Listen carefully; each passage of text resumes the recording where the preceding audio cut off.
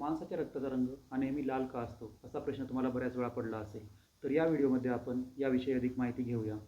रक्ताचा रंग लाल असण्यामागे सर्वात महत्त्वाची भूमिका आहे ती हिमोग्लोबिनची. पण हिमोग्लोबिन काय आहे? तर आपल्या रक्तामध्ये लाल रक्तपेशी मोठ्या प्रमाणात असतात. या रक्तपेशींमध्ये हिमोग्लोबिन नावाचा एक घटक असतो, जो हिम या भागापासून तयार झालेला असतो, ज्यामध्ये लोह म्हणजेच आयरन असते. जेव्हा आपण श्वासाद्वारे ऑक्सिजन आत घेतो तेव्हा तो फुफ्फुसांमधून रक्तातील लोहयुक्त हिमोग्लोबिनशी जोडला जातो. लोह आणि ऑक्सिजन यांची केमिकल रिॲक्शन होते आणि त्यातून रक्ताचा रंग हा लालसर होतो. फुफ्फुसातून शरीराच्या वेगवेगळ्या भागांकडे जाणारे ऑक्सिजनयुक्त रक्त हे ब्राईट रेड कलरचे असते. तर शरीराच्या पेशींनी ऑक्सिजन वापरल्यानंतर शिरांद्वारे परत येणाऱ्या रक्ताचा कलर हा डार्क रेड म्हणजेच गडद रेड असतो.